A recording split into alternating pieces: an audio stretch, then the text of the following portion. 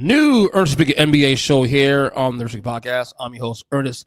EJ Christian. It's been a few weeks, but he's back here. Of course, our NBA analyst and author, of course, Greg Hrinya. Greg, what's going on, brother? It's been a couple weeks. How's your tweak break, hiatus, want to call it? How's it going?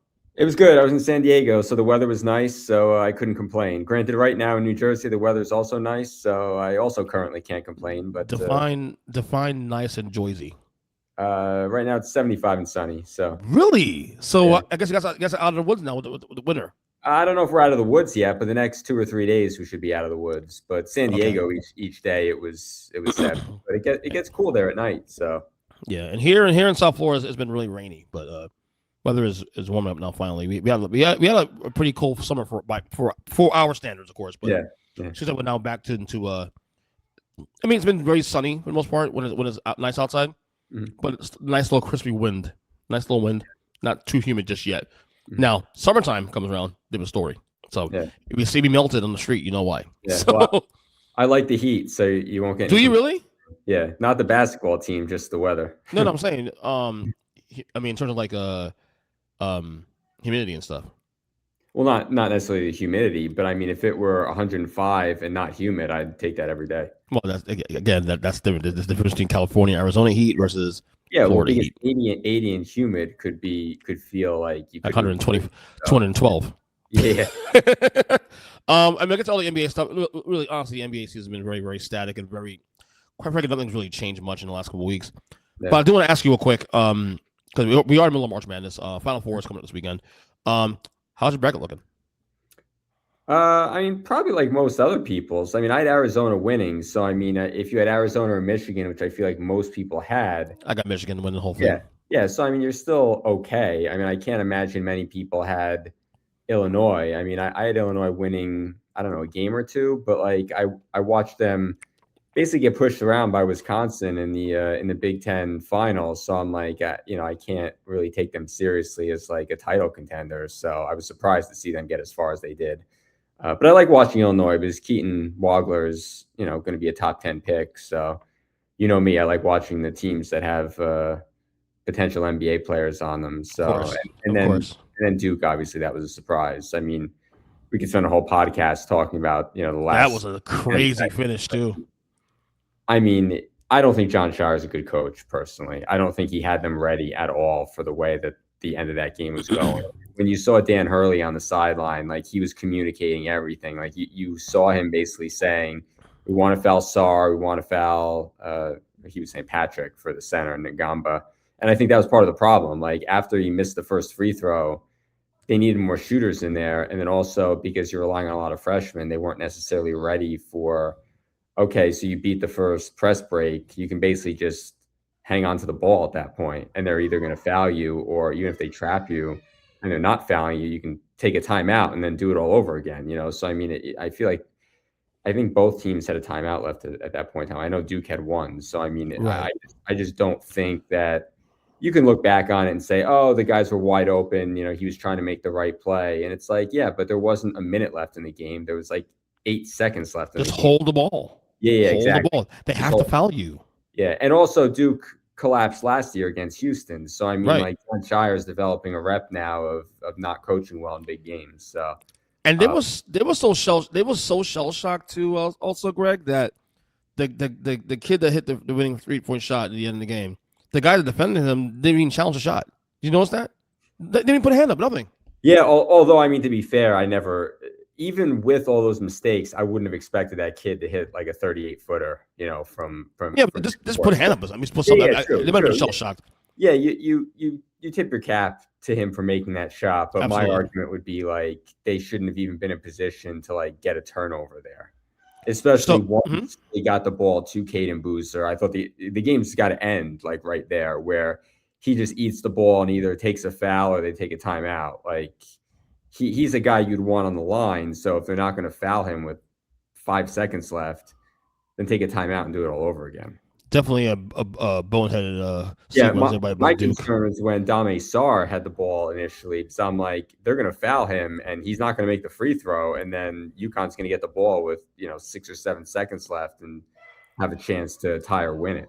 So my Final Four looked like this: I had Michigan, I had Duke, I had Florida, and I had Purdue. So I have one team left alive. You have Arizona, right? The only team left. I have Arizona and Michigan. I also had Houston and Duke. Oh, so you have 2 out of 4 alive still. I have 2 out of 4. Yeah, Houston. Right. I mean, they were playing the regional in Houston, so I thought that was going to be an advantage to them, which it turned out to not be. But again, with Illinois, like I watched a lot of Illinois. Like I'm not going to blame myself for that. I just didn't see them getting to this place in the tournament. If you had to pick a winner right now, Final Four, who are you picking? I'll still take Arizona, but I think it's nip and tuck between them and Michigan. I mean, I think Illinois is like, you can move them out of winning. UConn, because of their pedigree, I guess you don't ever really want to rule them out. But I feel like Michigan and Arizona are playing at like a different level now. I mean, you can even say Michigan's playing at a different level than anybody. Yeah, I would say those two teams have been the most consistent teams of the tournament so far. Yeah. At the top of the level. So we'll see what happens there. All right, so I want to bring up this topic to you because a buddy of mine sent me a text yesterday. He's obviously a friend of the show, Zach the Degenerate. He's on the show every week during football season. We talk NBA as well too once in a while. He brought up a question, or I guess a statement on a text, where he says that is it safe to say that Giannis, as of right now, is no longer a top 5 player? And it's funny because when we go into the year, we were saying definitely he's definitely top 5. You put him between one and 4, depending on we have SGA and Luka and all these other guys and stuff. But we all agreed that Jokic number 1, and then Wemby somewhere in there, and then SGA somewhere in there. But Giannis was still a secure top 5 player in the league. But this has been a disastrous year for not just Giannis, but the Bucks. Giannis has missed at least a half of the year, if anything. And he's been okay, relatively okay when he plays, but like it's just him, and the team has been a disaster. But then you look at also what things are going on around the league. Players returning like Tatum, Anthony Edwards continue to ascend, and other guys, Kate Cunningham, you name it. I don't think that's a bad take, to be honest with you. Look. If you ask me, he's no higher than 5. Okay, so I'm actually willing to still say he's a top 5 player. But one thing you and I've been saying all year long on the show is that he's not an ascending player either. He's descending from the number, so we don't expect him to get any better. And my fear was, and I've been saying this for years on the show now, my fear with Giannis was the fact that his fall will be a lot quicker than other players because of the fact that he doesn't have a consistent perimeter game. And because of that, that's going to hurt him into his mid and late 30s. Kevin Durant's still a top 15 player in the league, largely because of the fact that he can still shoot the damn ball. Giannis cannot do that. And we're seeing this play out now. Now, look, my little sample I use, like I need a 2-year sample before I start locking in those kind of takes. Do you agree that Giannis is no longer a top 5 player, or do you still think we'll see? Still wiggle room on that one? The quick answer is no, I don't think he's a top 5 player anymore. Now, again, I mean, if he's 6 or 7, that's not like, knocking him. But I watched a lot of the Bucks this year because my goal as like an NBA fan was like to see him play out his career in Milwaukee, which at this point he probably won't do. But I watched a lot of them play, and to be honest, what he put on film this year was not good. I mean, his offense, I guess, was okay. So, I mean, you can look at the analytics and whatnot, but he was age 37, 38, 39 LeBron on defense. I mean, he was standing around, he was watching guys. I mean, he was not giving a full effort. And you can say that he was pouting. You can say that, he wasn't happy with the state of the team, et cetera, et cetera. but what he put on film was not good. And given the fact that we know that he's not going to age well for all the reasons that you just said, like I can't put him at this point over like an Anthony Edwards, knowing that Anthony Edwards is ascending still and is like a 5-tool player. You know that he can shoot. You know, Giannis's game is built on brute strength and bullying and things of that nature. And if that starts to elude him, or if he starts getting more injuries because of that, I have a hard time ranking him as, you know, above an SGA, a Luka, a Wemby, a Jokic. You know, I mean, there's 4 guys right there, and then Anthony Edwards. So, I mean, if you want to put him at 6 or 7, you know, I can put him there. But yeah, I don't think that his aging is going to be graceful, and I think that's probably why he wants to leave, because I think that he knows he's not capable of carrying a team anymore, and he needs to go to a place where, I don't want to say he can be carried, but like he has another star there with him to shoulder a lot of the load, because he's not capable of doing it himself anymore. And just by virtue of that, I think you have to remove him from a top 5 player. And I think, and I love your point there. I think also, like, if you're a team like Miami, teams that were in like talks for him. Now, granted, Miami might have been a good fit. How do you have to keep the pieces around him still? I mean, good for him because he'll be insulated with some really good pieces. But you made a good point about him being the guy. Like, is he still good enough to be the guy on certain teams? Yes. But if the goal is to win titles moving forward, I don't know if, certainly, if you try to win titles as him being your 1A, the window's very, very short now. I would have said for your starter 3 years. Now, I think it's 1 more year and that's it. I'm willing to give him another year to let the Bucks reset this roster, hopefully, whatever room they have salary cap wise. But, you know, I think if you're a team like Miami, you're kind of glad you didn't core off all those picks now for him, because you're getting back a guy, an asset, while still a really good player, a real great player actually, top 10 guy. How much years are you getting on those tires? How much threads? Because I mean, again, that's what I look at. Because if he doesn't have a perimeter game and all his game is bull rushing and defense, that gets you what, another 2-3 years as a top guy, and that's it. Yeah, and I mean, this year he played no defense. So I mean, like, you know, he gave up this year, as you said, he gave up. You're banking on the fact that you're getting the Giannis from 3 years ago if you're trading for him. Yeah. And I'm interested to see what the trade market is like for him, because, I mean, again, I think that if teams are really watching what he put on film and knowing, you know, his history of injuries is not a short one. I mean, it's now a long history of injuries. And, you know, you look at a player like Gerald Wallace, who, while not a superstar, his nickname was Crash because of how physical and, you know, the nature of how he played the game. If Giannis is a superstar version of that, I assume that he's going to keep getting injured. So I think you have to be careful with what you relinquish for him in a trade. And like, if you're looking at Miami, for example, I also don't see like the fit between him and Bam. Like, you have 2 guys that can't shoot. That's true. I mean, like, I don't know what the fit is there. And like, I think for a lot of teams that would be looking to acquire him, like, one, you're going to need another star there. So, I mean, like, yeah, that's why the Knicks make sense, because, okay, you have Brunson, and Giannis. That would make some sense. If you're talking about Minnesota, like, okay, and Edwards and Giannis, that would make sense. But what does Giannis want? Does he want to live in Minnesota?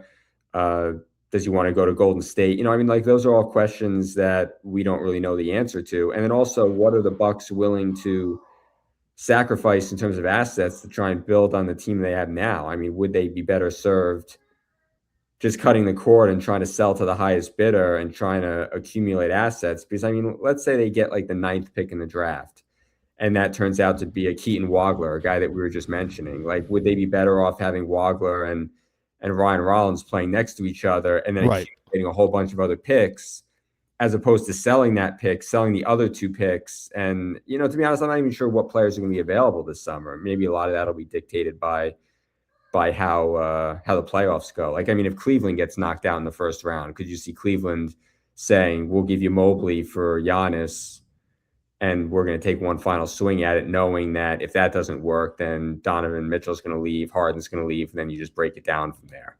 Right. I mean, that's just me thinking out loud, but I mean, I feel like it's very specific scenarios of teams that you'd be looking at for him to go to. Right. And if you're Milwaukee, what are the players you could then acquire using your assets? Not to say you don't have them, you do have assets, but even if you were to acquire a Trey Murphy, who's a really good player, is Trey Murphy, Ryan Rollins, Giannis, like, you're keeping Turner, like, is that enough to right in the East beyond a 5 or a 6 seed? And if you're just going to be that, and the East as a whole is going to be better next year, what are you really doing there? So, but again, that's all going to come down to him. He might not want to leave. It's possible that the window of getting the most back for him may have closed. The one thing I will say though, 2 years ago, yeah, right. What I will say is that the only way you can get some of that value back, hypothetically, is if you create a bidding war. If there are a lot of teams in on him, maybe a team will say, well, we'll push another draft pick or another this and that, another asset, and maybe that makes it work. But I think the window on this one is definitely closing. Milwaukee, if they want to move on from Giannis, I think you have to press this summer and just get what you can at this point, because teams are not as daring anymore because of the economics of the league. We'll talk about that in a second because there's a lot of stuff coming in the league that's not some good news in my opinion. But teams are not as daring to taking chances on this because you cannot win titles, let alone compete for titles with just one guy anymore. This league's different now. Yeah, and the history of teams getting rid of a lot of draft picks has not been a good one. So, I mean, if you look at Desmond Bane, like Desmond Bane's been great for Orlando, but the rest of the team's been garbage. Right. You look at Mikal Bridges, like he's a fine player, but he's not worth 5 picks in a swap. He's not that good of a player. So, I mean, like you see how hamstrung these teams are to build out the rest of their rosters once they make a move like that. If Miami goes all in and trades Yakachonis and Khalil Ware and 4 first-round draft picks, like then that's your team. You have no way to build beyond that.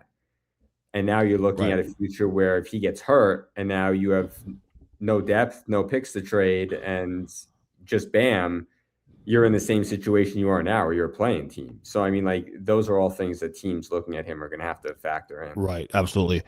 Another big story I'm following now, when it's all said and done, when they do the Player of the Month for March, there's no doubt Luka Doncic is going to win Player of the Month. That's not even a conversation. Like, what are we doing here? I guess my question for you, Greg, is this. Should Luka be considered the front runner at this point for MVP? Oh God, no, not the front runner. I mean, you could put him in the top. You said not only did you say no, you said, oh God, no. No, because he's averaging 2 more points than SGA, but SGA is giving you like all NBA defense, and Luka's like a negative on the defensive end. So I mean, you're getting elite 2-way play at both ends from SGA, plus a better record, plus he won a title last year. So you've got pedigree, you've got defense, you've got scoring, you've got like elite scoring for SGA, like his efficiency numbers. Yeah. Like, I mean, you're talking like Michael Jordan levels of efficiency. Like, I mean, he's really had a good year. And also you factor in the injuries that they've had to deal with. Like, I guess you could say, okay, like, Luka had to play time without Austin Reeves. He had to play time without LeBron. But I mean, Jalen Williams has basically missed the entire year. He really has. That's missed time. AJ Mitchell's missed time. Like, he's been the constant, and they've got. And they're still in a 62-3 win pace right now. Yeah, which is amazing. They've got 16 losses. So I mean, like, I just don't know how you get. And again, I'm not saying that he can't be the runner-up in the race. So he is top 3. So then he is top 3. I agree. I agree with you for the record. What you're saying. I would definitely have him top 3, but the issue really is, would it be Wemby over SGA? But the reason why he can't get there is just because Wemby hasn't played enough minutes. Like, he's averaging like 29 minutes a game. No, he's eligible for it. I'm just saying that in my opinion, SGA has played way more in the games that he's played. Carry his team to that point. Whereas Wemby's had a more healthier team around him. Yes. Yeah, because I feel like they sort of manage Wemby's minutes, even in the games that count of him being eligible. I think you have to play 20 minutes a game to be eligible. He's still playing like 29 and change. So, I mean, that's still, which is actually impressive to give you those numbers in lesser time. True. But but to your point, SGA has had to deal with more injuries. The number 2 player has been out for most of the season, and they're still number 1 in the West, and they're still on a 63-64 win pace this year. I get all that. Is Luka top 3? I guess. I still like Jaylen Brown in the conversation. Cade Cunningham was my front runner until he got hurt, really, honestly. So this has been a very interesting race, and it also brought the topic of like, is the 65 game rule for eligibility too stringent, too strict, rather? I to be honest with you, I still think it's okay to have that rule because honestly, you I'm sorry, you cannot be playing 50 games a year and then just get MVP. The first ability is availability. We were taught that as kids, so that's the first thing. First and foremost, be available to play first and foremost. That's the more important, more than anything else in a rule. Be available, and so I'm not. If you want to adjust it to 60 games, maybe the lowest, fine. I'm not going to hate that, but you're not going lower than 60 for me to justify someone being MVP. Sorry, you're not. The lowest I think a guy has ever played in one MVP, I believe, was Bill Walton, and he played 58 games. And again, you have to go back to the 70s. 77, right. Yeah, the late 70s for that. I personally think that if you're playing fewer than 65 games, you probably shouldn't be winning the award anyway. So, I mean, if SGA plays 73 games and another guy plays 62, and people will say, oh, well, it's just arbitrary. He only missed a number by 3. I would say those 11 games matter. So, I mean, not to say that it's just whoever plays the most games wins the award, but I would say that if you're playing fewer than 65 games, that probably hurts your candidacy to begin with. It should. So if I told Greg right now, run me your top 3 in order right now. If you had to vote right now, today, we record this podcast on the 31st of March, your top 3 guys MVP now, who? Definitely SGA 1. I'd probably go Wemby 2, Luka 3, Jaylen Brown 4. I mean, and then beyond that, Jokic officially out now? Is he officially out of the contention? No. Based on eligibility, I'm saying.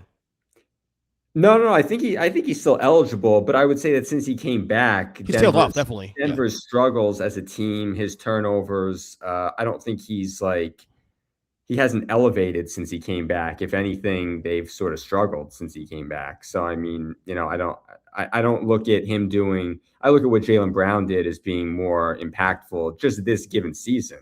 Not saying Jaylen Brown over Jokic, just saying that in this given calendar year of 25-26, I think that I agree 100% with you. I agree 100% with you. The Boston story has been fascinating. And right now, I stay.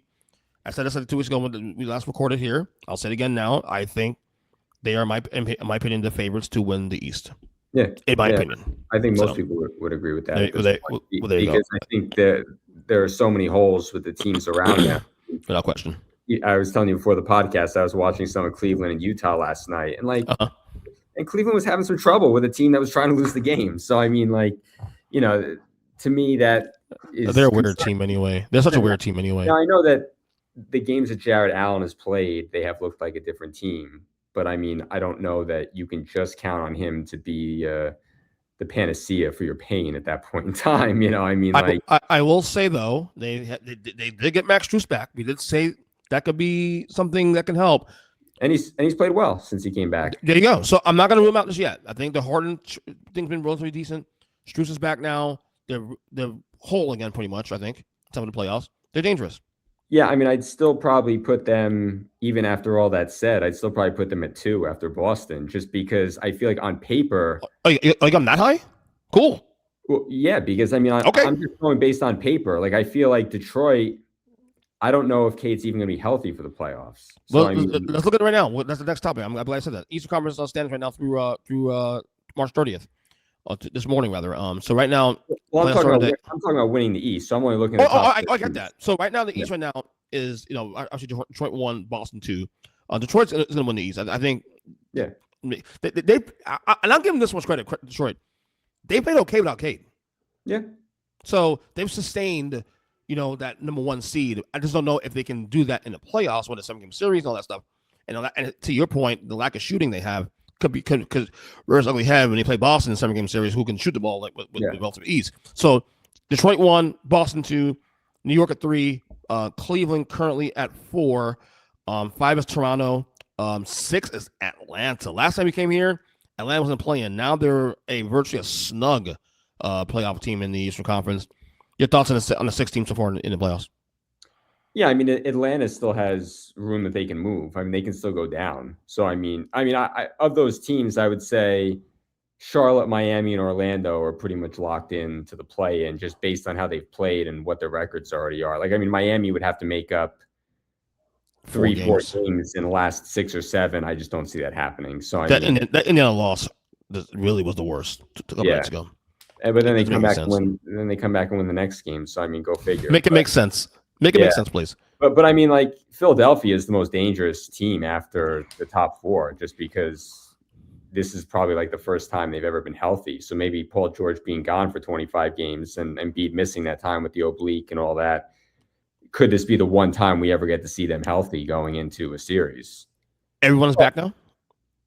Yeah. Everybody's back. Maxi's back? Yeah, Kelly Oubre's back. Maxi's back. And we still beat and again, I missed the game last night and we still beat them. Yeah. Yeah, but again, make that shit make sense, Greg. I don't understand. You lose to Indiana, the worst team in the conference, and then the very next night you beat Philadelphia, full strength.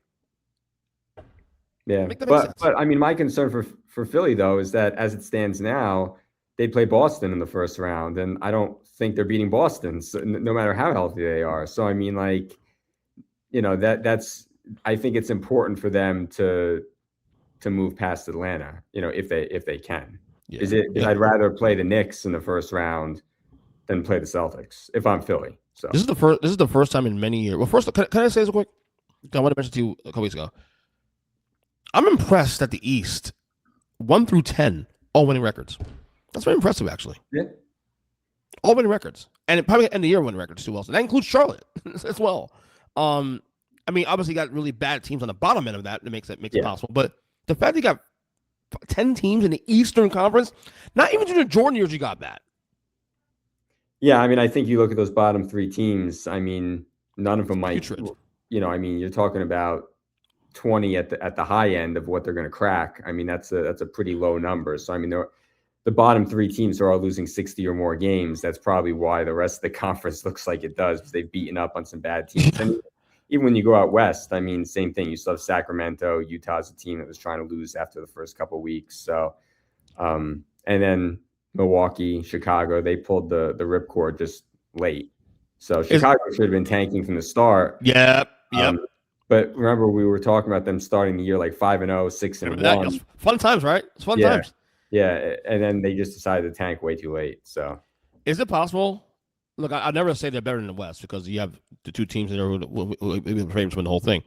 But can I argue that the East, at least top to bottom, is like on level with the West? If I took out the greatness of San Antonio and Oklahoma City, it's pretty comparable, right? Yeah, I guess. But I would say the top end talent, like even Minnesota at like a 4, I would still take over a lot of these teams. So, you know, Denver, Minnesota. I mean, even the Lakers have played extremely well. So yeah, I would say the depth on the East has been better. You know, I mean, you can take a lot of those teams and say, okay, they're better than Golden State, they're better than Portland, so on and so forth. But you know, I don't know about the top end. Because ultimately the champion, I think, is going to come from the West. So. I totally agree with you. Let's look at the West. Speaking of the West, as you see here, obviously OKC now with 60 wins. 1, San Antonio number 2 with 57 wins. The Lakers, who are red hot at 3.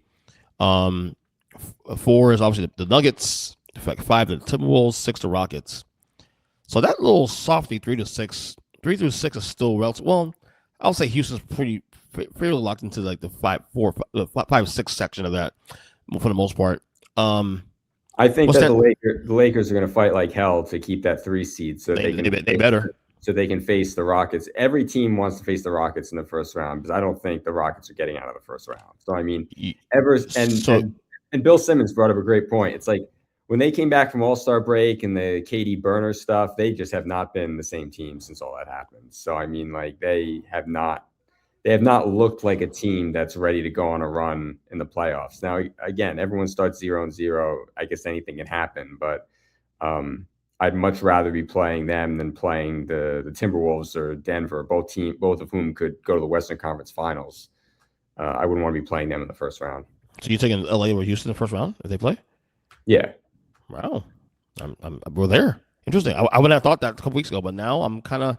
Well, I mean, just the way Houston has looked, the way they've played. I mean, like they've just not played well for a long time. You know, this is like a long stretch of season that they've been like an average team, and part of their philosophy, as we've mentioned before, was like, you have Steven Adams down there, you just play super big, and you don't care if you miss jumpers because there's a 50% shot you're going to get the rebound. Well, now you're missing jumpers and you're not getting the rebounds. So that's where some of the struggles have come from. And also, I think I saw something that Amen Thompson, statistically, for the amount of shots that he's taken, is like the worst shooter in the league. So, I mean, that's tough. I mean, like it's a lot of pressure on KD to score 30 to 35 points every single playoff game for them to have a chance to win. I do think a 6 or a 6. I think Phoenix may have a chance to get out of there. I doubt it to get out at this point, unless Houston really falls apart in these next couple of weeks. I think what you see here is going to hold. Maybe the 3 through 5 might swap a little bit, but I think for the most part, everything you see here is going to hold as is. I would still say finals contenders. You guys know when I say finals contenders, I mean, do I see you playing in the Western Conference Finals? I still think, in order, my contenders are OKC, San Antonio, Denver, Minnesota, then the Lakers. Same.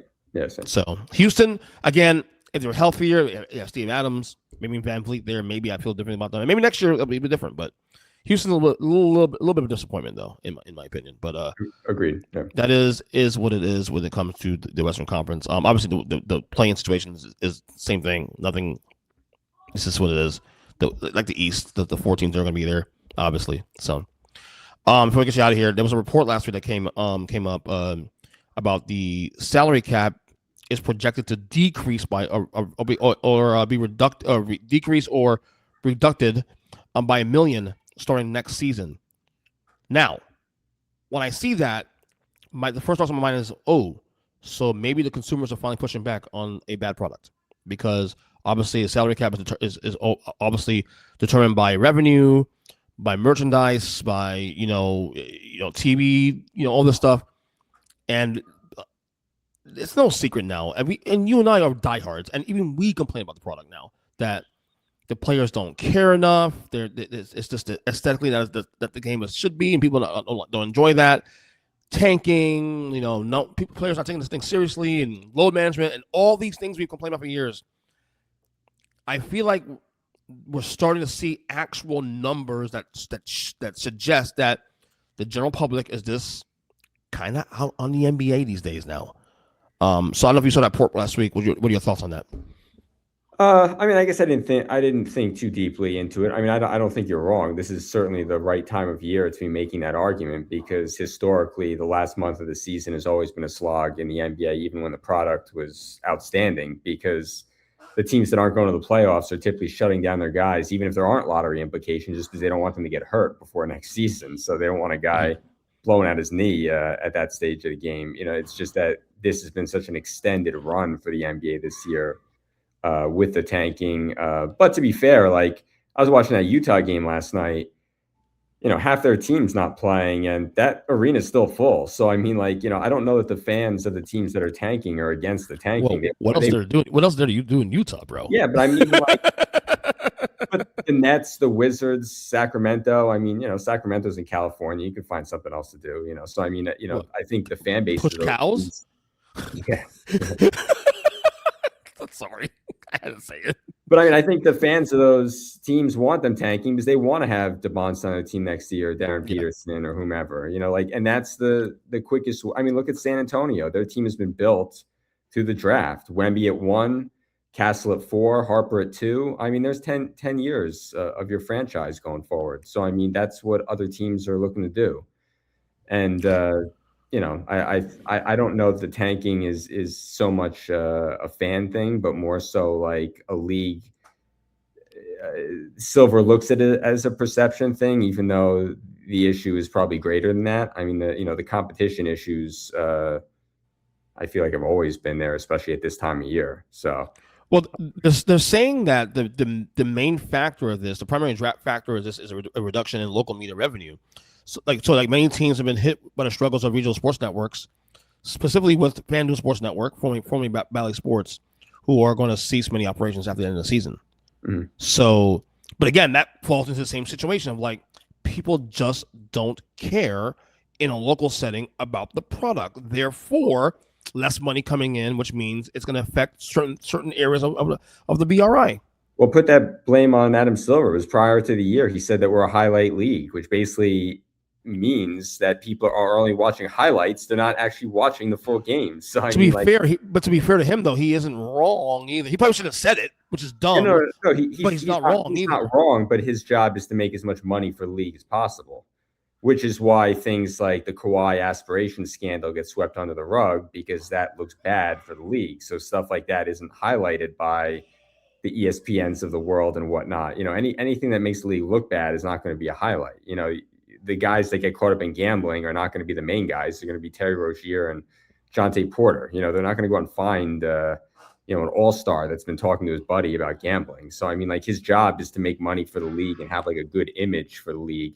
Coming out and saying that it's a highlight league basically insinuates that all kids want to do is watch dunks and a couple threes, and that nobody's actually tuning in from 7 to 9:30 to watch the Heat play, or 7:30 to 10 to watch the Heat play. Right, exactly. I just think this is troubling. Probably it may seem like it's a big deal now in the short term, but bigger picture, if they don't correct some of the things they need to correct, aesthetically speaking, this could be a problem in about 3 to 5 years. Well, Silver. My complaint for Silver would be that he's been a very reactive commissioner to the gambling, to the tanking, to everything. Like, he's only reacting to what becomes a problem. He wasn't like, when they got into bed with these gambling companies, he should have had the foresight to say, we might run into this problem down the road. Let's get out ahead of it. Or, we've got a couple loaded drafts coming up. The tanking might be worse in these coming years. Let's get out ahead of it, instead of, oh, it's going to stop now. Like, it's not going to be an issue next year because the draft isn't as deep. And in 28, it's not as deep. These are just two unusually deep drafts. That's why you have so many teams tanking.